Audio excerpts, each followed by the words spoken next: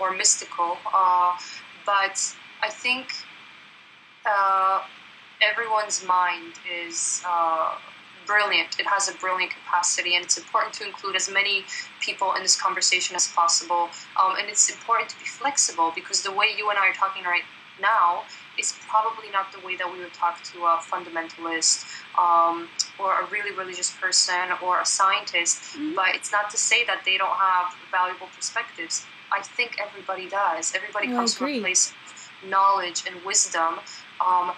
They just have certain attachments. All of us have certain attachments that put limits on ourselves in the process of interacting with others. So it's just time to, I guess, be aware of the limits that we've put upon ourselves, forgiving the limits that other people have put upon themselves, and being flexible with these conversations.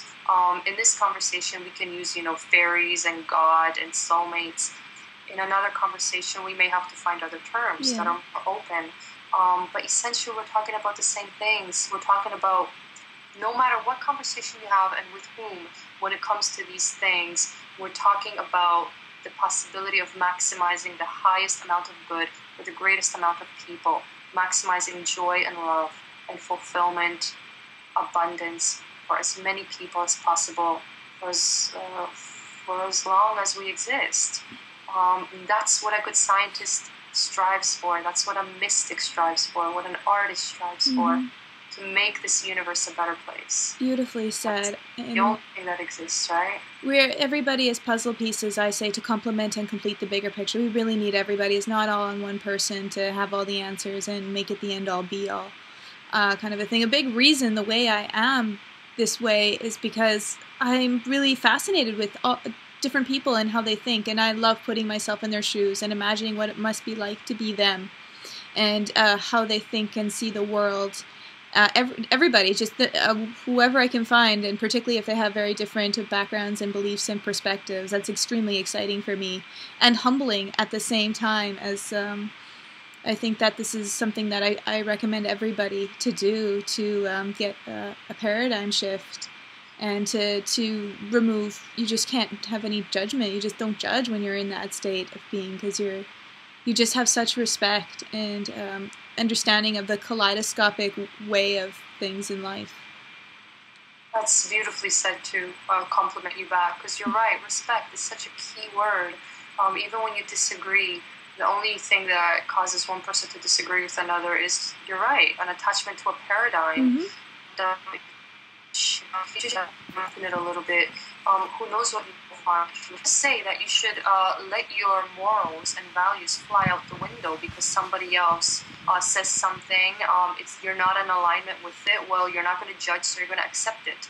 No, definitely use your internal moral compass to guide you towards truth, because each person has a completely different radar, depending on how they've built their own soul. One person is going to be closer to truth than another, but we all have truth to contribute, every single one of us. And it's a matter, I think, of inviting more and more people to talk about this stuff, and to start redefining or reinventing our language. Because all the debates and things I've read and heard, people talking about the same things. An atheist and Deepak Chopra. I've seen Deepak Chopra and Jean Houston have this miserable conversation with two atheists.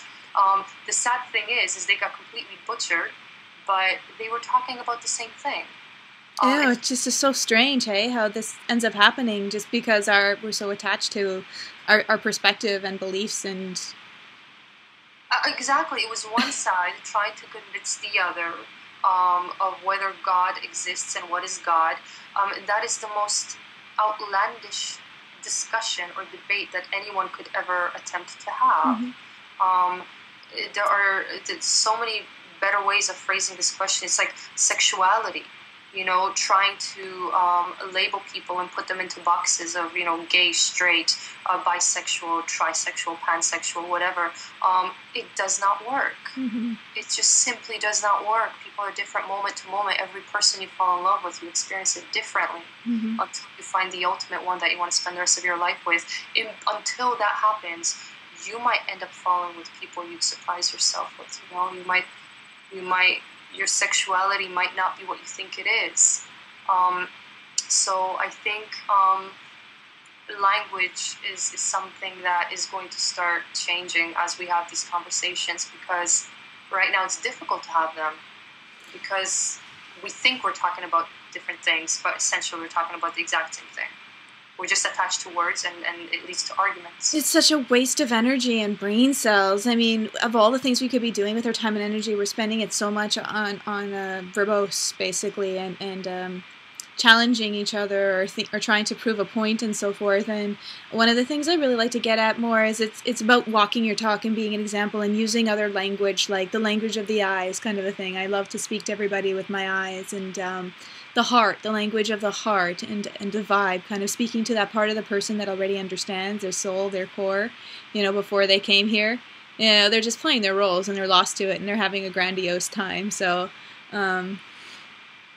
yeah, I think you nailed it. I think we talked about it in the last video, is to look at the change that you want to be in the world, see in the world. Be the change that you want to see in the world, and also notice the change that you want to see in the world. So if you want nutritional advice, find a person that is the epitome of what you consider healthy.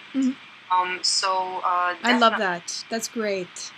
Sorry, I interrupted you. Continue. No, I mean, I'm just confirming your point that when it comes to language, that yes, the best language in a way, maybe it's not a language, but is to be a living example of your beliefs and your values, whatever you consider, whatever integrity is to you. Be it now. And don't beat yourself up if you mess up. Just choose. Make as many choices as you can that will reinforce your idea of beauty and integrity and stuff, and be that example. And then I think we will not even need to have these conversations. Yep. Technology will be obsolete. That's right. Or the language of or sacred geometry and things like that within crop circles. That language of to the soul is very, I think that's a big part, as well as our language, or telepathy as well, where we just kind of skip the confusion and the unnecessary aspect of words, but also the beauty of words too, and having fun with that in that poetic flair. That is true as well. Yeah, that's something I didn't think about. That language, I mean, what was it used for, right? It's such a linear thing. It takes you from point A to point B. You start a sentence, you finish it, and hopefully you have a point somewhere in there. A lot of times I don't. But yeah, what about art, right? When you rearrange the symbols into something so much more abstract, in so many ways, those abstract reflections say so much more than linear language does. I know your art does. I know your art does. Your art speaks volumes. So really it just comes down to us being, the fate of the world rests on us being ourselves, and following our excitement and being happy. Yes. You're right. That authentic self-expression, knowing thyself, and reflecting our deepest dreams onto the world, and co-creating with others. What else is there? We wandered off of our topic of soulmates and twin flames and all that. I was going to ask you the difference between them, but we ran out of time. But that's okay, because Izzi will be back. I will do various different conversations with her on different topics, but we might stray away from the topics, which is normal. It happens. This is more of a laid-back, chill kind of conversation. It's just, I'm so happy that I finally get to record it, because I don't know how many times I'm spending time with you, and I'm just like, I wish I can record this right now and have everybody else hear it. So I'm getting that now. So thank you again.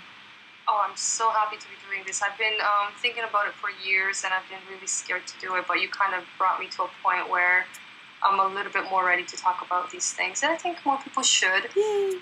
Out there, and to find something that resonates with you and improves your life.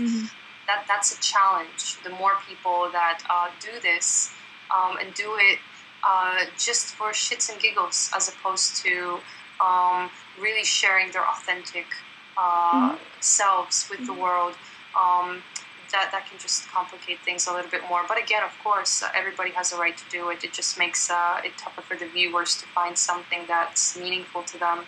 But just to kind of wrap up the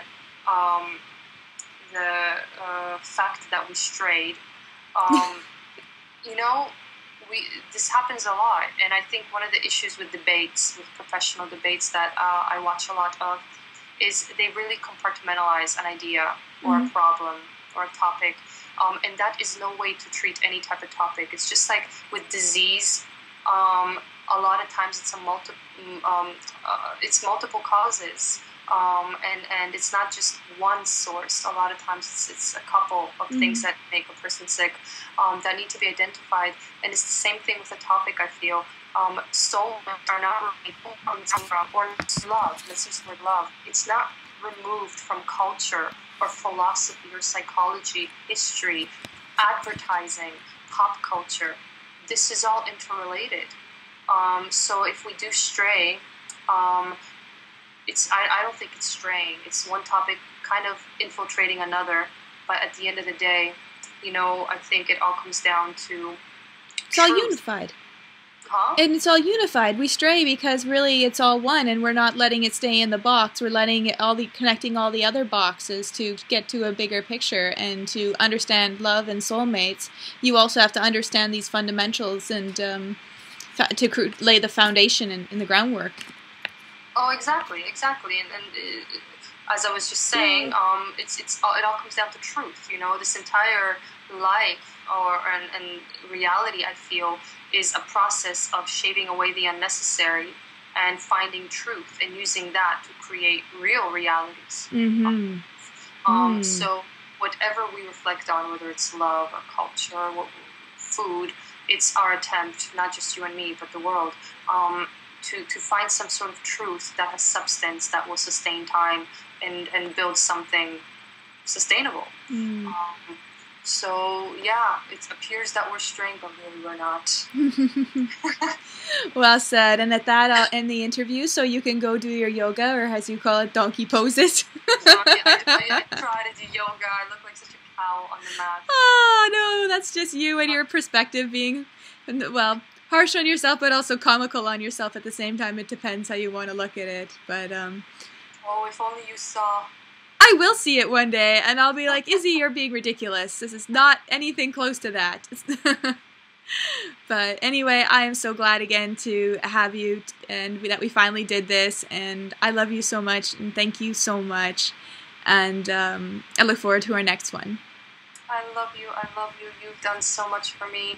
Not that the public needs to know, but you have, and I just adore you, and if it wasn't for you, I wouldn't be talking, which maybe a lot of people would be happy about. I don't know. I don't know how many people are sleeping right now, listening to us, but either way, you'd be surprised. People watch the videos from the very beginning to the end, just like my blogs. People who read 50 pages. I read some of them, and then I was like, I need to go work. But that's wonderful. You have great fans. And I always go on your page, so supportive and smart, intelligent, free-thinking, kind, and like lots of good vibes. That's what I know. Lots of good vibes. You get lots of love from your fans every day. Love and support. And so, I mean, they get that from these videos too, and all the different modalities, be it the blogs or the poems or the quotes or the Twitter. You know, whatever way that helps them to, you know, plant seeds of insight within them, and it usually aligns with where they're at too. So we're very in tune with each other, and we look out for each other. It's just a family. They're not fans. They're family, soul family, and I define that as just people who are being the change they wish to see in the world. And we all need pick-me-ups and, you know, fresh insight and perspectives to start and fuel our day. You know, to spark us. So it's really an honor to be a part of. Yeah, so in a nutshell, hopefully nobody's sleeping. It's all good. It's all good. They're getting it subconsciously. So anyway, take care, sweetie. Thank you, hon. You too. Good night. Good night. There's a twin's voice coming out. Love it. Oh, God, that was public, wasn't it? Yeah, it was. Yeah, I kind of get. And